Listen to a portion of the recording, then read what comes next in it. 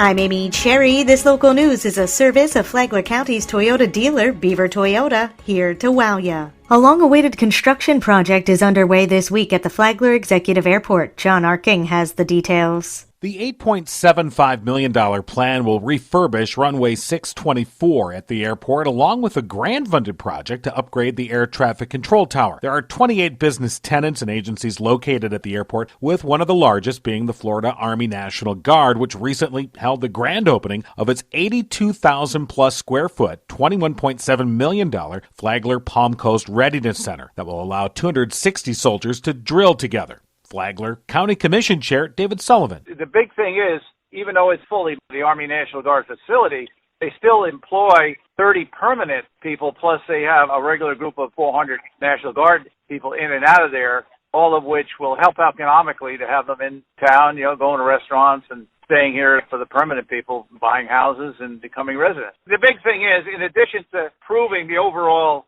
defense in the United States, where the National Guard is important, it also provides these economic benefits to our community in the way of jobs and use of our businesses. The Florida Department of Transportation in March of 2019 published its statewide aviation economic impact study, concluding the statewide benefits are $175 billion, and the Flagler Executive Airport contribution to that number is $150 million, when factoring in on-airport impacts, visitor spending, employment and payroll, as well as multiplier impacts. From the WNZF Newsroom, I'm John Arkin.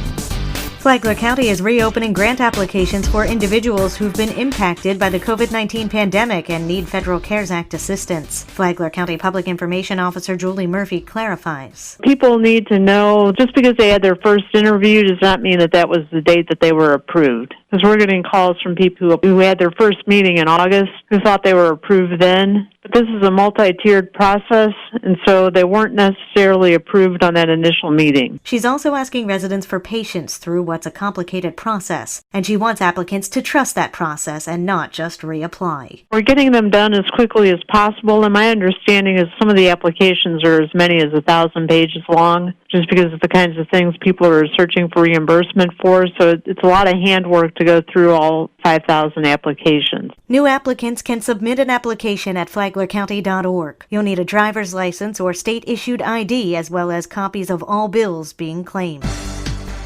If you go to the Government Services Building in Bunnell to vote early, you may encounter a problem. Flagler County Supervisor of Elections Katie Lenhart said that this is bad timing. No one will argue that it's the worst timing possibly ever to have a construction project in the parking lot. She said that County Administrator Jerry Cameron said there would be a pause in the construction for early voting.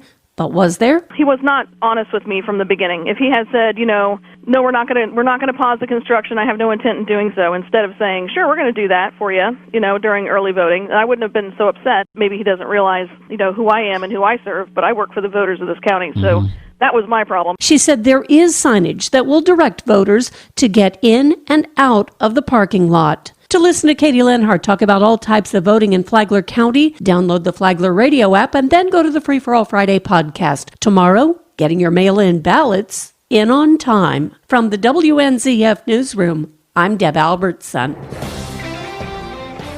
An annual holiday event that helps those in need is fast approaching. Flagler County's Open Door Entry and Recovery Ministry will hold the 5th annual Under the Harvest Moon Gala as a non-event through December 25th. This event will benefit the Christian-based nonprofit, with funds going toward the operation of residential recovery homes in Flagler County that aim to transform individuals with substance abuse disorders through a 6 to 9 month program. Open Door founder Pastor Charles Solano explains how COVID-19 has had a major impact on those suffering through addiction. Overdoses in Florida alone is up 62%. And since overdoses are up, so are overdose deaths. So it's had a huge impact. With a $100 donation, the donor is offered a $50 gift card to a local restaurant. We chose about 5 local restaurants so that we can support local businesses as well. Sponsorships are also available, with opportunities ranging from $500 to $3,000. For information on how to make a donation or to become a sponsor, you can contact Pastor Charles Solano at pastor@opendoor@gmail.com. From the WNZF Newsroom,